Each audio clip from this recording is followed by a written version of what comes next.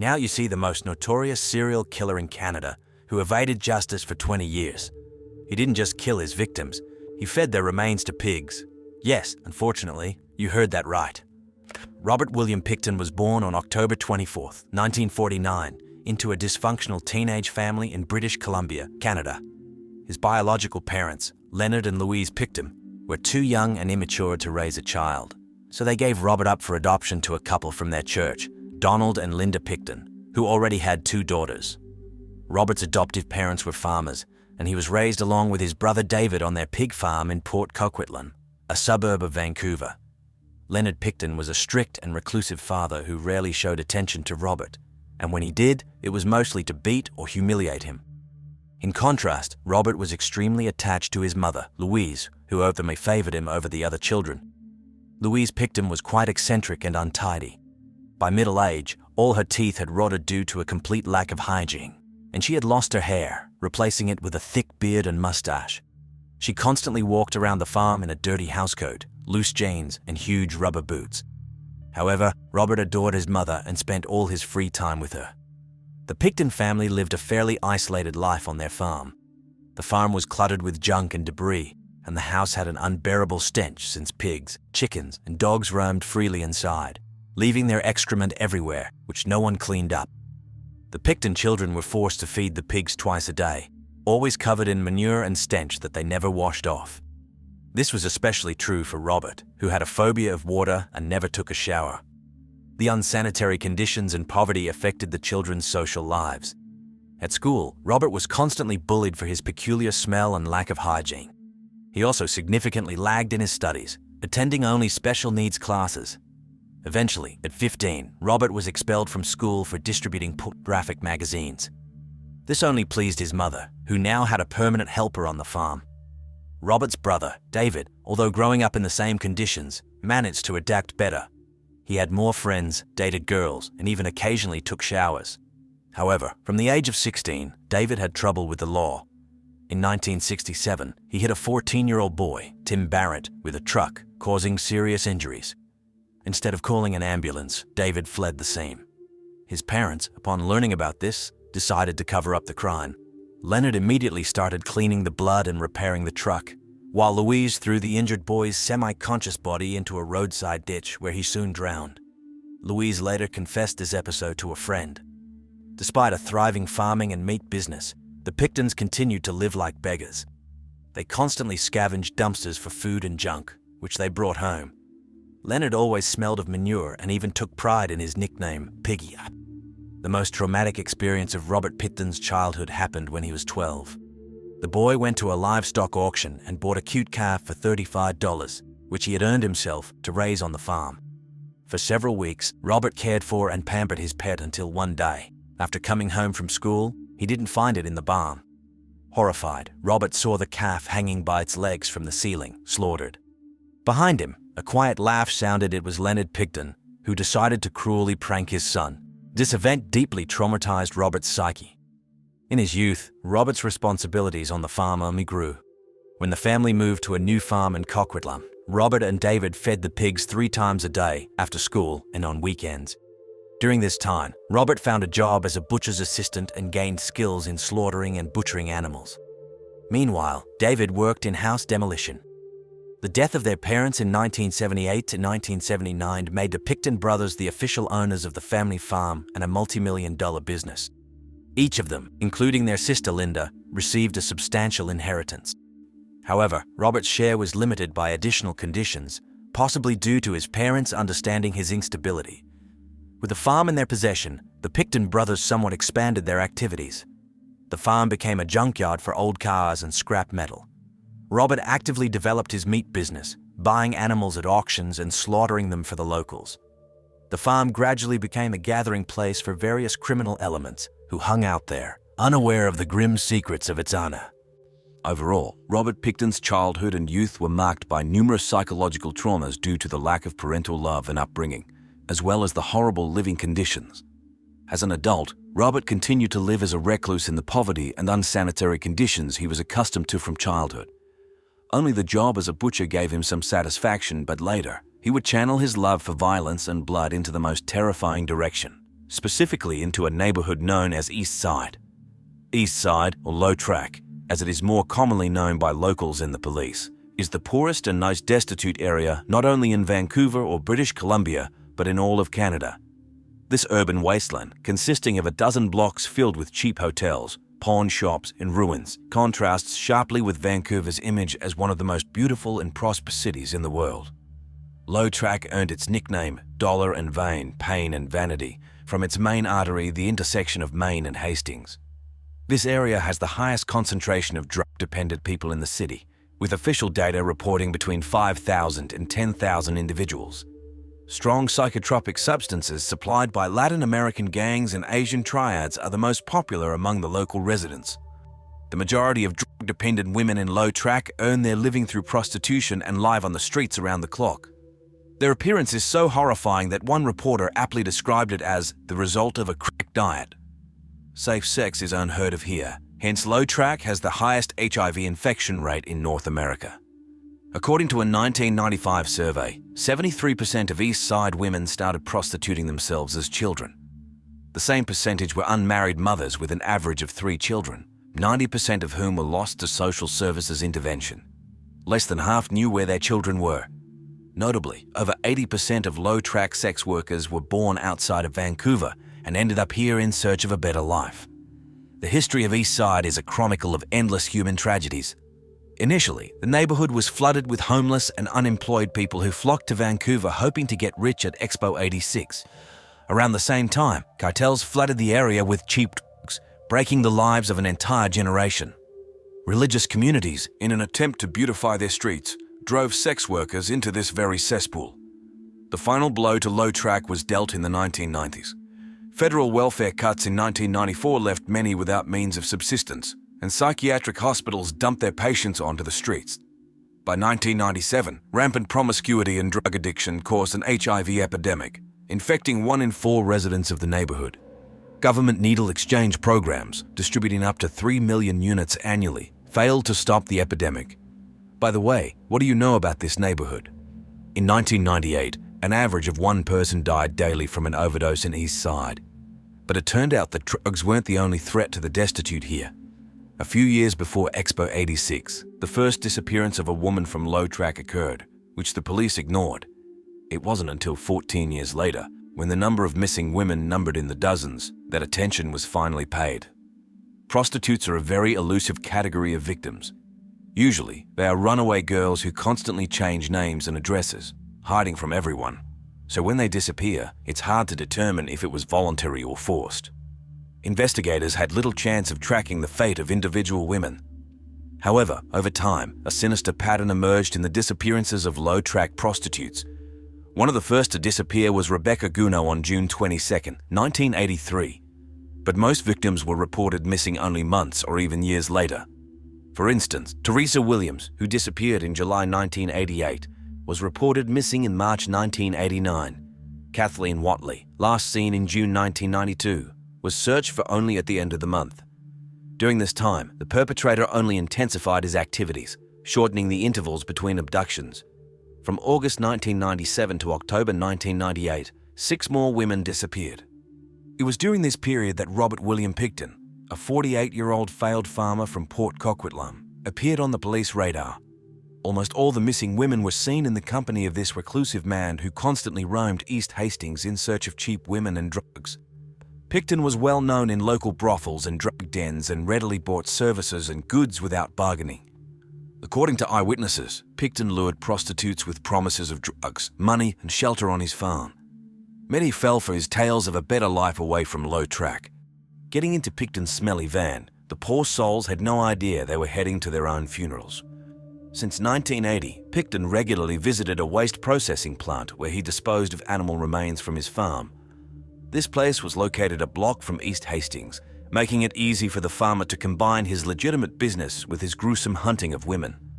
According to a police task force report from 1998, in just the last 3 months, Pickton had taken at least 4 women from Eastside. Another 4 women had dropped off his radar because they either died of overdoses or escaped from the terrifying death factory. However, the police discovered the existing victims too late. Thus, thanks to a fatal combination of circumstances, the authorities' indifference, the imperfections of the laws, and the murderous cynicism, Eastside became Pickton's ideal hunting ground for many years. Low track supplied the maniac with new victims, and he turned them into missing persons and fed their remains to his pigs. It wasn't until the persistence of certain detectives and the relatives of the deceased forced the police to at least start investigating the series of mysterious disappearances that had swept the scariest neighborhood in Vancouver. In the mid-1990s, brothers Robert and Dave Pickton began hosting loud parties on their pig farm in Port Coquitlam, British Columbia. These large gatherings, known as Piggy Palace, attracted hundreds of people and became a popular entertainment venue not only for local criminals, but also for ordinary residents and even off-duty police officers. The Piggy Palace was officially registered as an entertainment business. It had security, bartenders, live music, and a spacious dance floor. On successful nights, the Pickton brothers earned between $10,000 and $40,000 Canadian dollars per party. These profits, along with their meat and pig farming business, allowed Robert and Dave to significantly increase their wealth. Robert Pickton, with years of experience as a butcher and meat cutter, was responsible for slaughtering livestock on the farm. He bought animals, often sick and covered in ulcers, at low prices at auctions. The animals were then slaughtered and hung by their legs. Afterward, Robert butchered the carcasses, and the meat was sold to customers or stored in refrigerated rooms.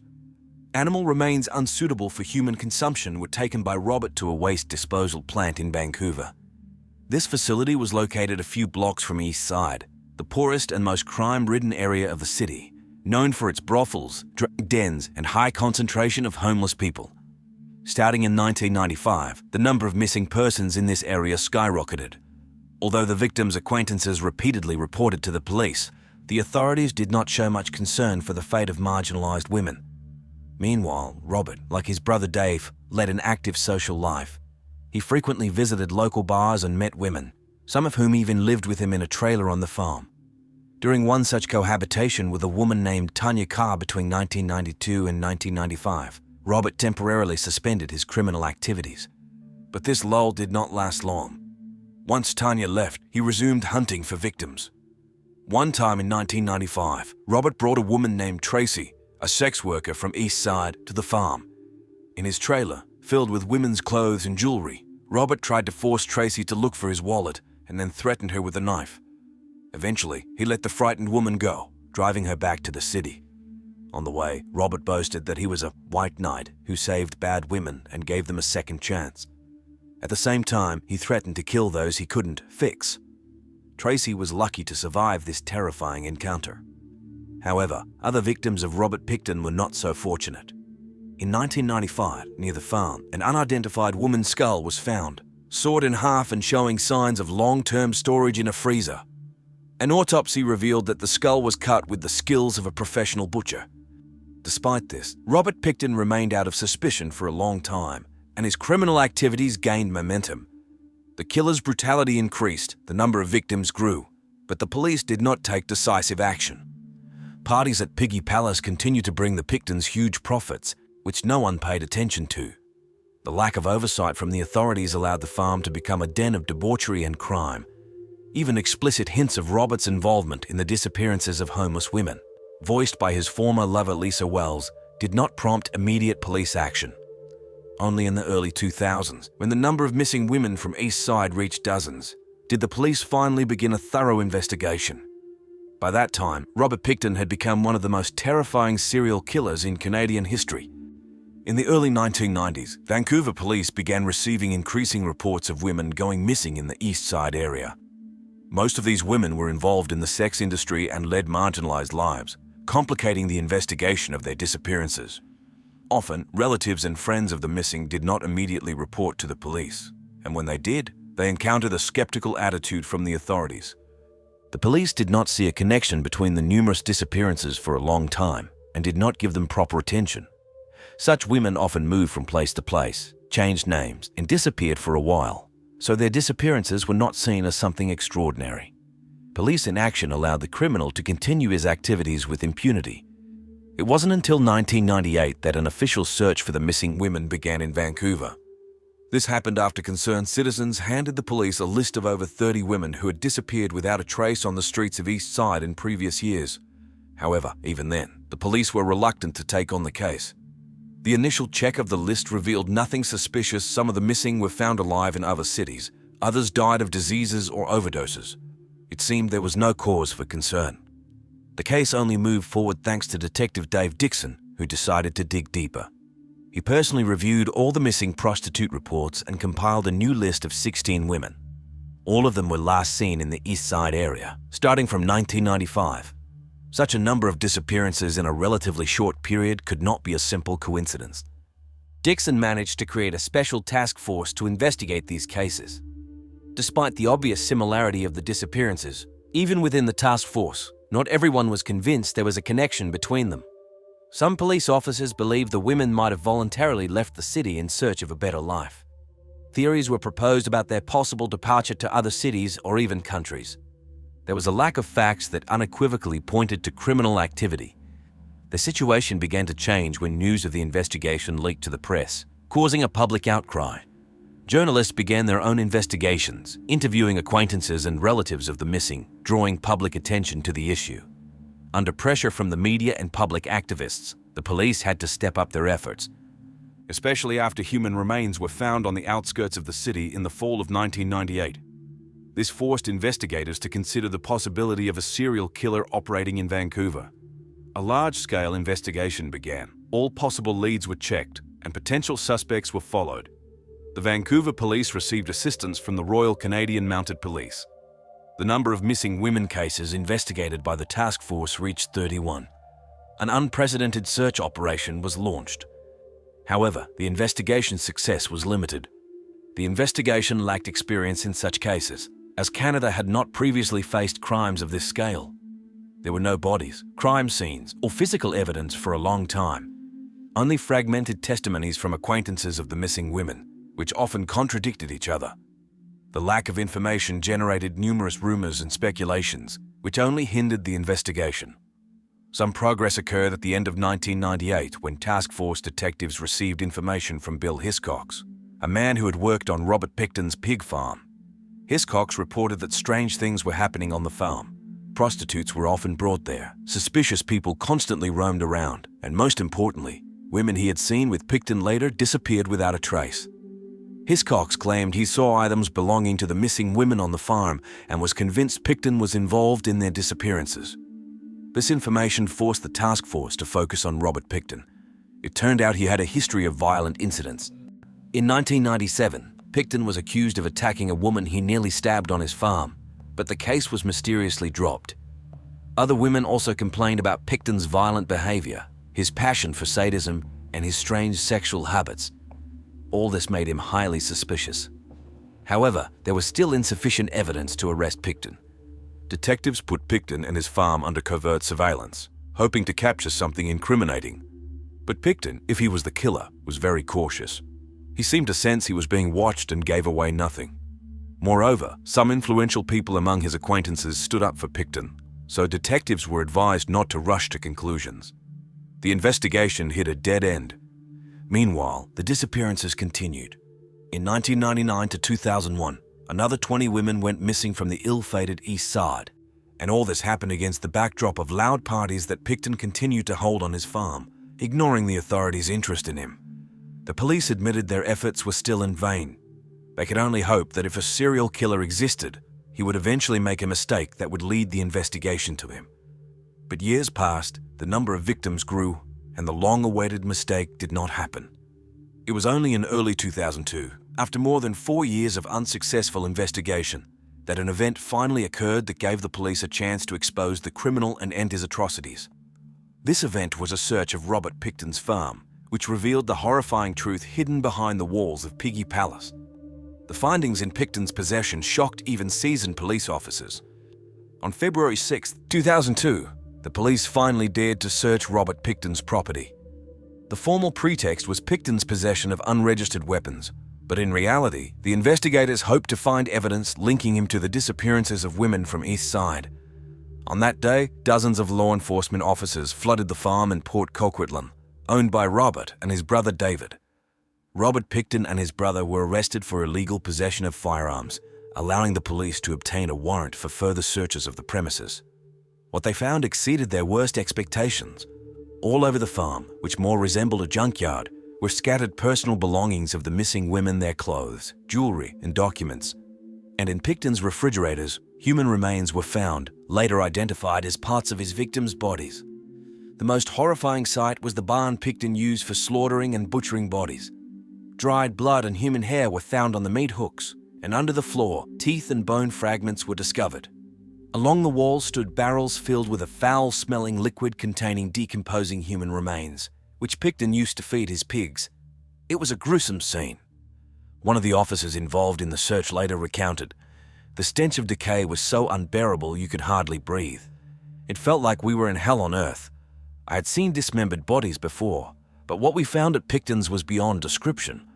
It was like being in a horror movie." The farm was literally filled with evidence of horrific crimes.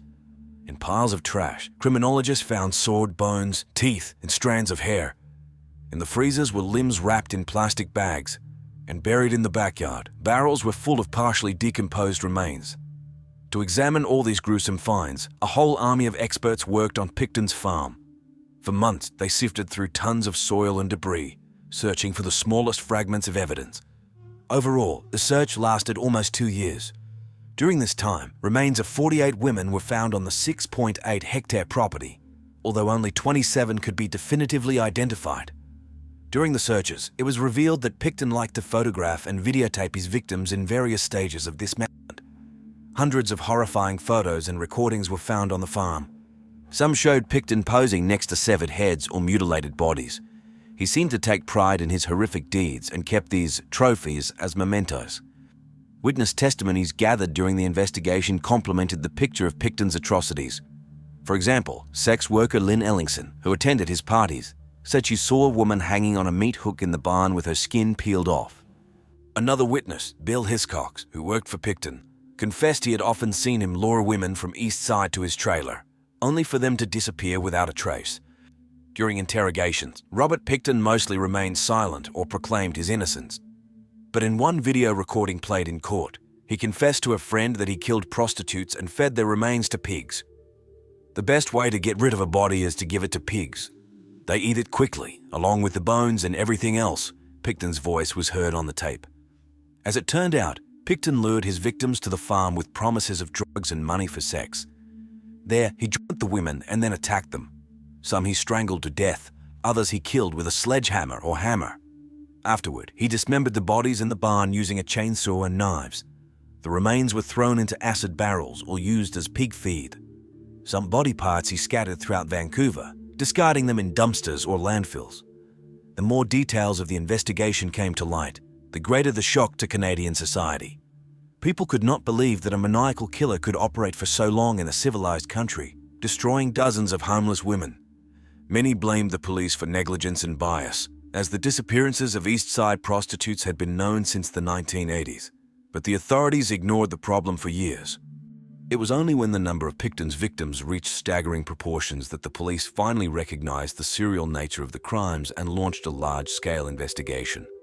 But even after the first searches of Pickton's farm, several months passed before he was finally arrested for the murders. In the meantime, he likely managed to destroy many pieces of evidence. On February 22, 22, Robert Pickton finally ended up behind bars. He was charged with the murder of 27 women, whose names were identified from the remains found on his farm. But the real number of victims of this monster, according to law enforcement estimates, could reach 49 or more. At the time of his arrest, Pickton had a reputation as a quiet and friendly farmer who sometimes sold meat. None of his neighbors had any idea about the horrifying secret of Piggy Palace. The trial of Robert Pickton, which began in 2007, became one of the most high-profile and extensive in Canadian history. He was charged with 27 counts of first-degree murder committed between 1995 and 2001. Most of his victims were prostitutes, drug addicts, or homeless women from the troubled Eastside neighborhood. On the defendant's bench, Pickton behaved calmly and showed no remorse. The jury took 10 months to review all the evidence and hear 128 witnesses in the case. In their verdict, they found Pickton guilty of the second-degree murder of 6 women, whose remains were found on his property. The court decided not to consider the remaining 20 cases, fearing the trial would be prolonged. On December 11, 2007, the judge sentenced Robert Pickton to life imprisonment without the possibility of parole for 25 years. Mr. Pickton sowed death on an unprecedented scale. He disregarded human life and exploited vulnerable women to satisfy his perverted desires. Neither remorse nor humanity stopped him, the judge said during the verdict. For the relatives of the deceased women, this sentence was a moral victory but did not bring relief. Many of them never received official recognition of the death of their loved ones, whose remains could not be identified. Others accused the Canadian justice system of leniency, as Pickton effectively received the minimum punishment for his atrocities. The case of Robert Pickton left more questions than answers. Why did the police ignore the disappearances of homeless women for so long? Did the killer act alone, or did he have accomplices? How many victims actually died at his hands? Unfortunately, we may never know the whole truth. Pickton never repented and remained silent until the end of his days. The investigation into the disappearances of women in Vancouver's Eastside was accompanied by numerous shortcomings that significantly complicated the search for the criminal and the arrest of serial killer Robert Pickton. One of the main reasons was the Vancouver police's rejection of the new method of geographic profiling developed by Inspector Kim Rossmo. Kim Rossmo, the creator of the geographic profiling method, noted the unusual concentration of disappearances in Eastside as early as May 1999. His method involved mapping unsolved crimes and identifying patterns or signatures of criminals that might be overlooked by detectives assigned to individual cases. However, the Vancouver police dismissed his insights and rejected the possibility that the missing women could be victims of a serial killer. Instead, the police claimed that the women might have voluntarily left Vancouver in search of better living conditions. Refusal to work according to Rossmo's method led to his demotion, and he was forced to resign. He was simply told, "You don't understand anything, and your methods are childish." This internal conflict only worsened the situation. The police were left without concrete evidence of a crime for a long time due to the absence of bodies or crime scenes, significantly complicating the collection of forensic evidence. Furthermore, Canada's violent crime tracking system did not monitor missing persons without specific evidence of a crime, further complicating the search. Problems also lay in the reluctance of pimps and sex workers to cooperate with the police due to fear of possible arrests. Resources were limited despite growing media attention to the case. Several suspects, such as Michael Leopold and Barry Thomas Niedermeyer, were considered, but none were found guilty of the women's disappearances. Evidence was insufficient, and the police focused on a few suspects, leading to wasted time and resources.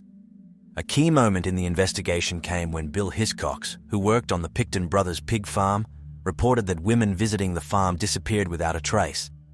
Despite his testimony and suspicions, the police did not pay due attention for a long time. It wasn't until 2002, when the police issued a warrant to search the Pickton's farm for suspected illegal firearms, that evidence linking Pickton to the missing women was found. The impact of rejecting the new profiling method and investigation shortcomings led to many tragedies. The Vancouver police spent years searching for the criminal, during which dozens more women went missing. Delays and insufficient resources allowed Pickton to continue his crimes.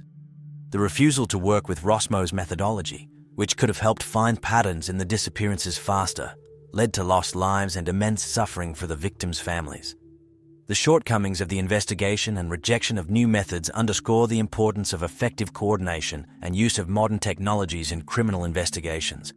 Refusal to cooperate with profilers and insufficient resources can have catastrophic consequences, as happened in the Robert Pickton case.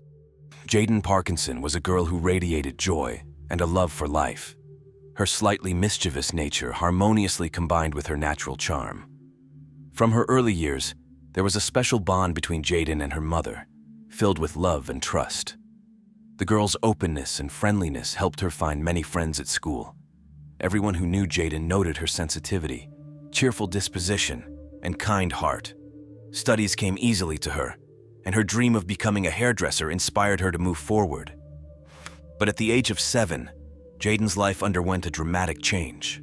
Her parents decided to divorce. Custody of the girl, as well as her brother and sisters, was unexpectedly awarded to her father by the court. Together with the children, he moved to Oxford in the United Kingdom. This move was a real shock for the Parkinson family, especially for the children who were used to the atmosphere of love created by both parents.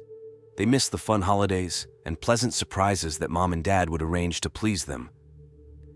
It remained a mystery how the father managed to get custody of the children. It was clear to everyone that this decision was a real blow to both the children and their mother. It hit Jaden especially hard, as she had an extremely close relationship with her mom. Family friends claimed there were no obvious conflicts or negativity between the couple. However, despite all efforts, the mother failed to defend her right to stay with the children. The teenage years brought new trials for Jaden. Her irrepressible energy and awakened rebellious spirit complicated her father's attempts to cope with his daughter's upbringing. Despite the fact that the girl retained her kindness, charm, and wonderful sense of humor, she faced typical problems of the transitional age, especially after moving to high school. Relations with her father became increasingly strained, despite his sincere attempts to surround the children with care and provide them with everything they needed. Nevertheless, he was stricter and more demanding compared to their mother. At this age, Jaden perceived her father's care as a restriction of freedom and a manifestation of excessive control. The situation was aggravated by the lack of regular communication with her mother, whom the girl missed terribly. All this led to constant conflicts and misunderstandings. In search of understanding and support, Jaden began to run away from home. This problem, unfortunately, is quite common among teenagers. But it is worth noting that the girl did not wander the streets or questionable companies. Instead, she would immediately go to her mother to spend time in the comfort of her home.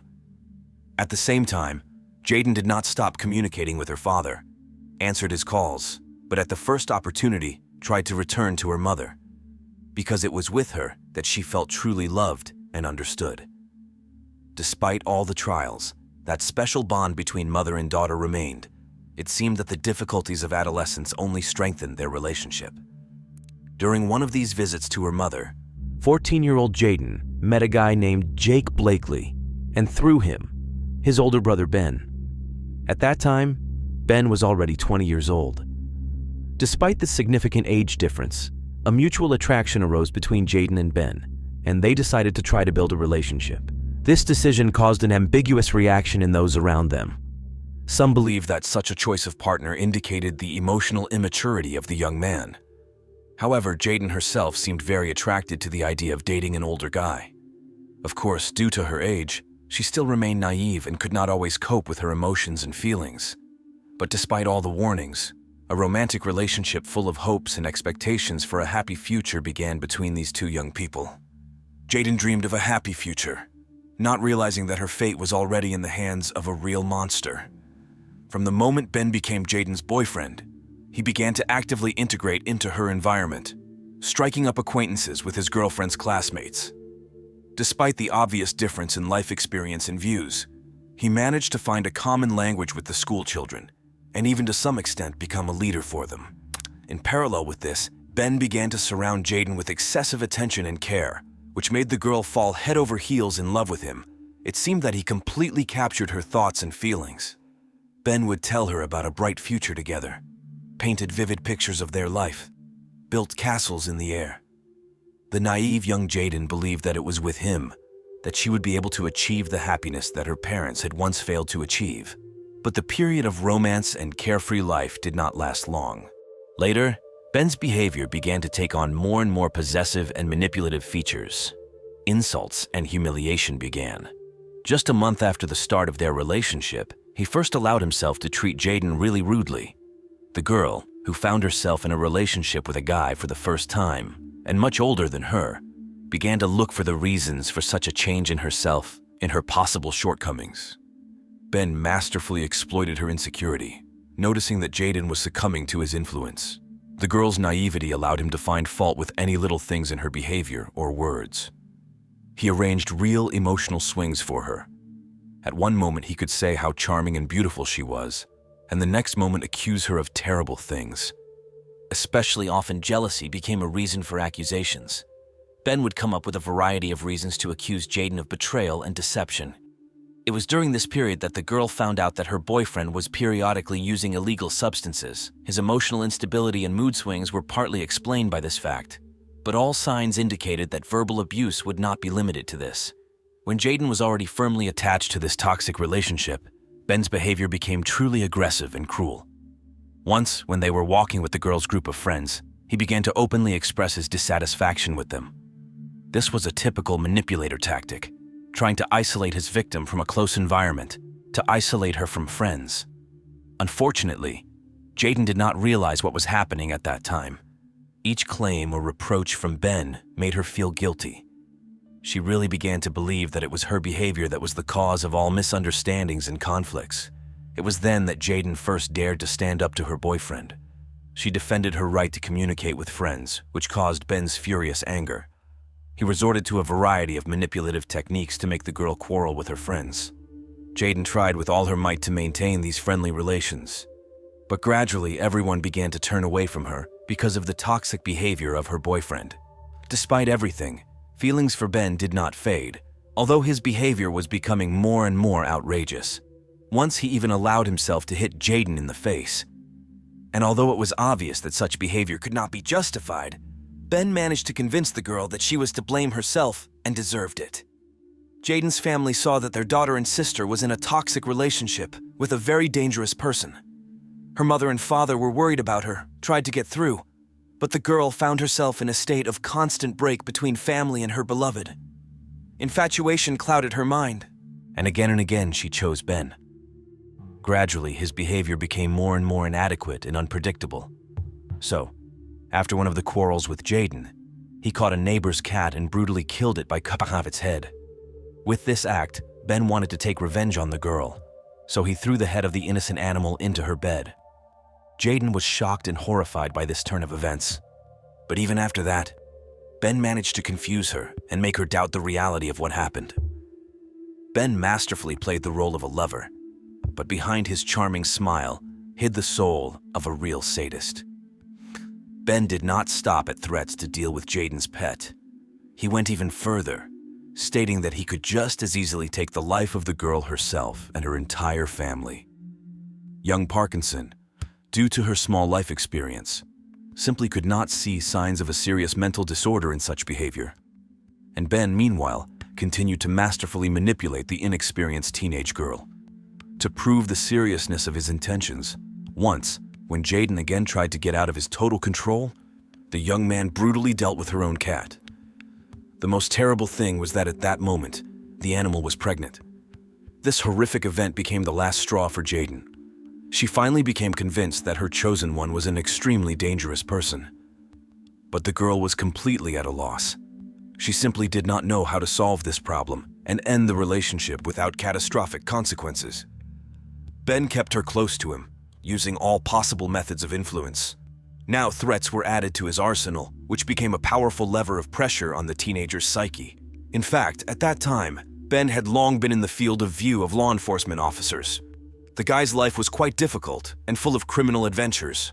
For a long time, he was engaged in petty crimes, for which he repeatedly got into the police station. Ben was brought up in a foster family, where he had extremely tense relations with his parents. The man who replaced his own father suffered from alcoholism, and more than once subjected the boy to brutal violence in childhood. Ben grew up in an atmosphere of constant fear, endless humiliation and beatings, which undoubtedly left its mark on his fragile child's psyche. Ben's relatives also very quickly realized that their boy was a considerable danger to those around him. So once, when his mother began to express her dissatisfaction with his behavior, because of which he again got into trouble with the law, Ben suddenly exploded in anger. In a fit of mad rage, the young man grabbed a screwdriver and began to threaten his own mother with physical violence. The woman was shocked and frightened by the realization that a juvenile maniac was living in her house. But despite this, she still decided not to write a statement to the police for the time being, but to try to help her son cope with his problems on her own. As a result, instead of prison, the boy ended up at a psychiatric clinic, where a rather revealing conversation took place with one of the doctors. It is worth noting that at the time of that visit, Ben was still in school. However, instead of topics typical for his age, the young man began to talk with the medic about how to commit the perfect murder, then get rid of the body, and at the same time remain unpunished. It's even scary to imagine that the boy was barely 13 at the time. The words of the young patient greatly interested the psychiatrist. He began to question Ben, trying to understand the way he thinks. The doctor hoped that such frankness would help to better understand the boy's diagnosis. But Ben, it seemed, was only too happy to share his ideas. He willingly told that, in his opinion, The best place to hide a body is a freshly dug grave. Like, bury the dead man imperceptibly for yourself and live in peace. There, for sure, no one will guess to look.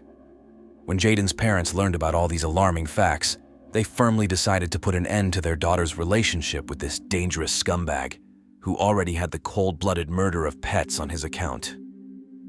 At that time, Ben was already practically openly mocking the defenseless girl. It was clear to the naked eye that Jaden was in an extremely depressed emotional state. Every time she was left alone, the schoolgirl would cry bitterly. She felt helpless, driven into a corner.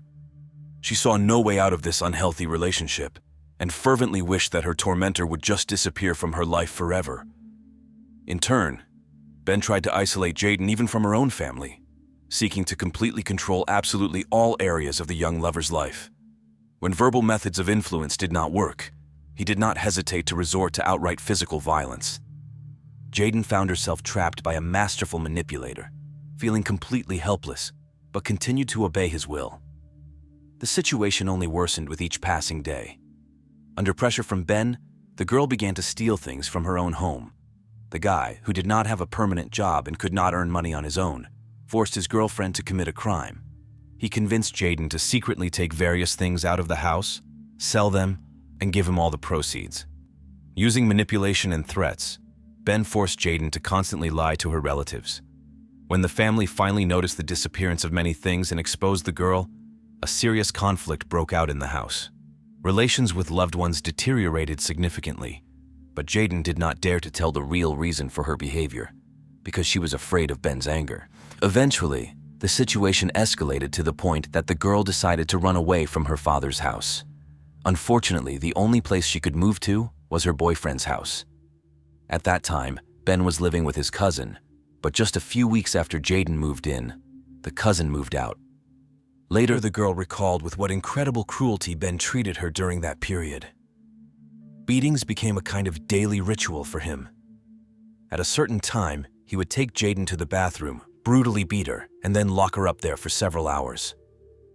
The 16-year-old girl found herself in a hopeless situation and simply did not know what to do next. She did not dare to return home because her relatives had caught her stealing.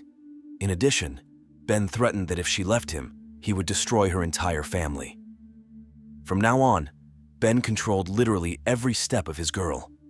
He constantly humiliated her, inflicted physical pain, even pulled out her hair, which dealt a crushing blow to Jaden's self-esteem. The guy was jealous of her of every passerby, cruelly punishing her even for an accidental glance in the direction of another person. At the same time, he himself repeatedly cheated on Jaden, even had a relationship with his brother's girl, which clearly indicates the extremely low moral qualities of this person. Despite the constant manifestations of cruelty, Jaden continued to maintain this toxic relationship. She lived in constant fear that Ben would really carry out his threats and brutally deal with her entire family. Meanwhile, his control over the girl only intensified. It got to the point that when he woke up in the morning, Ben would first lock Jaden in the room and only then go about his business or have fun. For any action, even the smallest, the girl had to get his permission. Of course, under such conditions, she could not study normally. Her whole life was being destroyed before her eyes, but a blind feeling for the manipulator and all-consuming fear clouded her mind, not allowing her to adequately assess reality. Each new day brought Jaden new suffering, but the most terrible test was yet to come. Beatings became an integral part of Jaden's life. They occurred with horrifying regularity. Ben did not shy away from any methods of violence. He strangled the girl, dealt blows with his fists, bit, threw her to the floor, and brutally pushed her with his feet. 2 years had passed since the beginning of this toxic relationship, and Jaden's life had turned into a real hell. But suddenly, a ray of hope appeared in this darkness.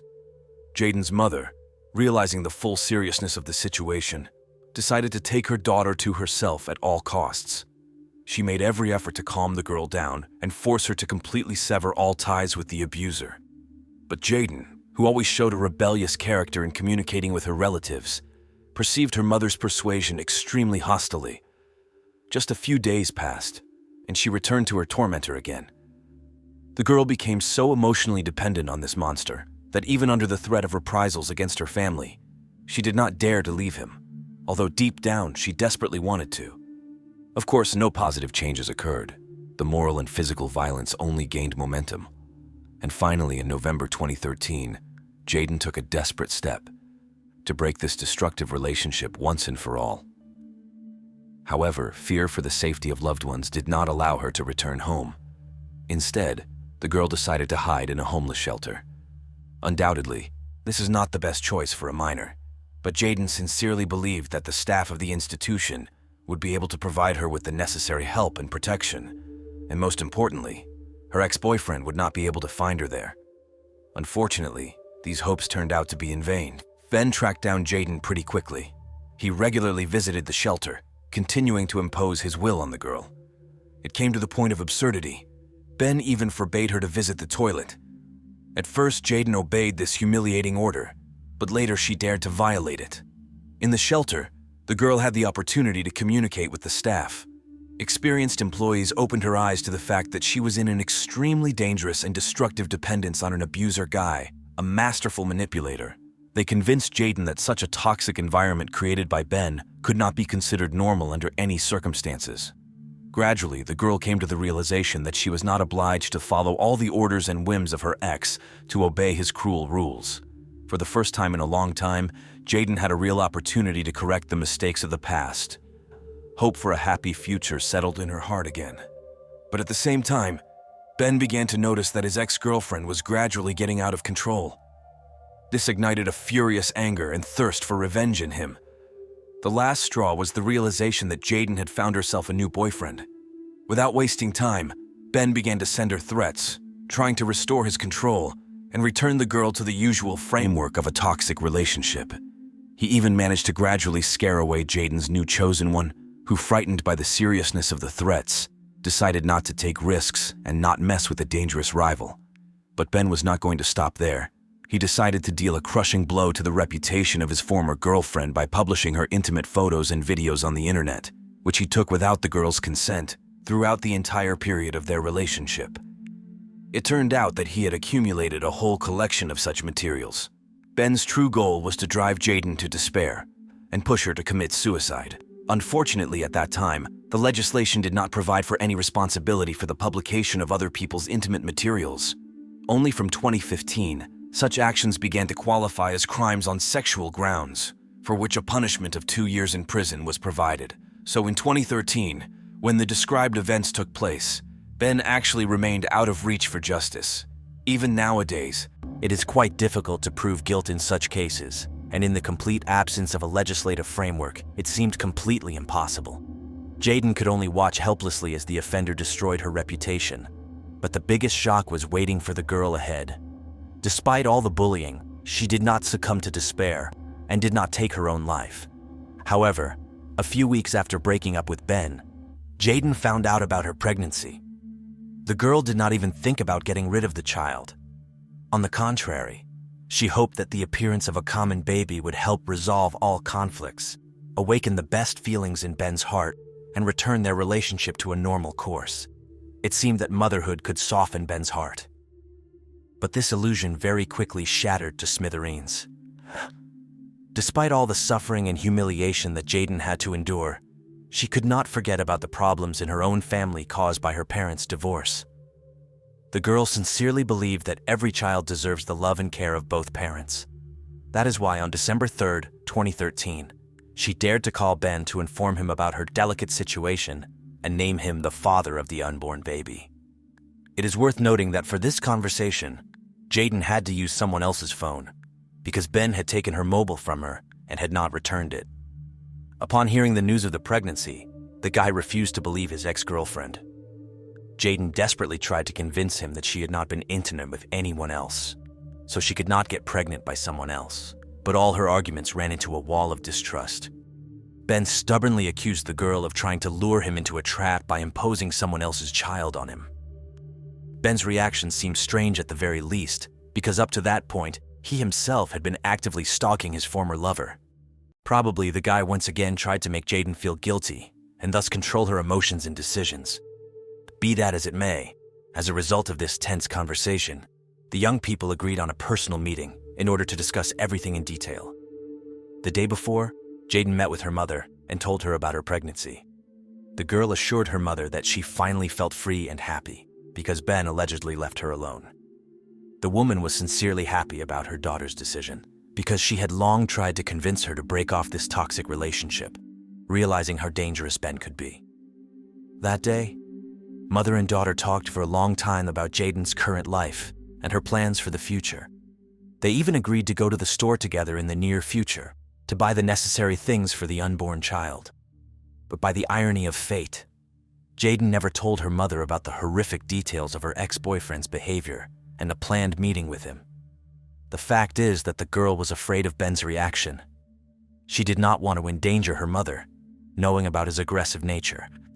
Around 3:30 p.m., 17-year-old Jaden went to meet with Ben, full of hopes and expectations. This meeting was supposed to be decisive. The girl's future life and that of her unborn child depended on it. The former lovers met at Oxford Station, getting caught on CCTV cameras. Further, Ben and Jaden's path led to the countryside near Didcot.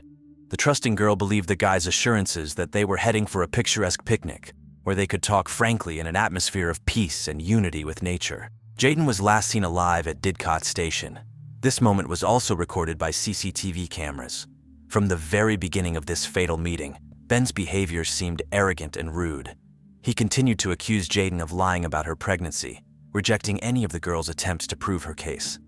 Eventually, the young people reached a remote field, which, in Ben's opinion, was supposed to be the ideal place for a frank conversation.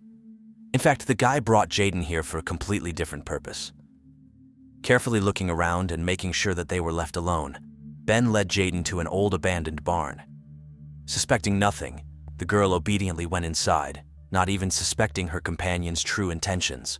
No one could believe what Ben was capable of. His act forever changed the course of this story. Once in the barn, Ben abruptly changed his behavior, filled with unrestrained aggression. He began to furiously accuse Jaden of betrayal, claiming that the pregnancy was an insidious result of her infidelity. The guy's rage rapidly increased, reaching its apogee in a matter of minutes. Finally, he pounced on the defenseless girl who had so recklessly trusted him. With several powerful blows, Ben knocked Jaden off her feet. She fell to the ground, and at that moment the enraged sadist pounced on her, grabbing her throat with his hands. He squeezed her neck with inhuman strength, while the poor girl desperately tried to break free from this deadly grip. But it was in vain. Jaden gradually lost strength, no longer showing signs of life. Finally releasing her exhausted body, Ben took out his mobile phone and, using the screen, checked whether his victim was still breathing. Making sure that the girl was dead, he finally calmed down. The goal was achieved. During the subsequent investigation, forensic experts were unable to reliably confirm that Jaden was indeed pregnant at the time of the murder. There remained a possibility that the pregnancy test could have been false, or the girl deliberately deceived Ben, hoping in this way to soften his attitude towards her and establish a relationship. Be that as it may, it was no longer possible for anyone to find out the truth. Now Ben faced the urgent need to get rid of the body. Finally, he found himself in a situation that he had long dreamed of in his perverted fantasies, to commit the perfect murder and get away with it. But in a fit of reprisal against Jaden, he did not think about the tools with which he could cover up the traces of the crime. Realizing that he did not even have a shovel at hand, Ben decided to return home for the necessary tools. The footage from the CCTV cameras at the railway station clearly shows how the killer returns alone from the fields and boards a train. Only a few days later, he again visited the crime scene, but this time not alone, but with his younger brother Jake. The boy had barely turned 17. He had an absolutely unblemished reputation. He had never been noticed in connections with the criminal world or any illegal actions. But despite this, the older brother without hesitation made Jake an involuntary accomplice in his terrible deed. It is quite likely that the boy simply did not dare to refuse Ben, even realizing the dubiousness of his request. Arriving at the place, Ben imperiously ordered Jake to dig a deep hole near the barn where the murder took place. The boy obediently followed the order, perhaps realizing that disobedience could cost him his health or even his life.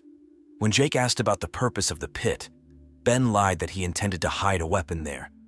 Of course, this explanation did not sound as creepy as the need to hide the body of a murdered girl.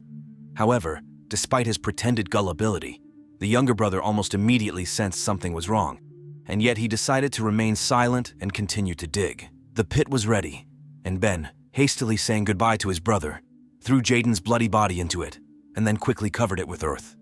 But even with that, the eerie story did not end.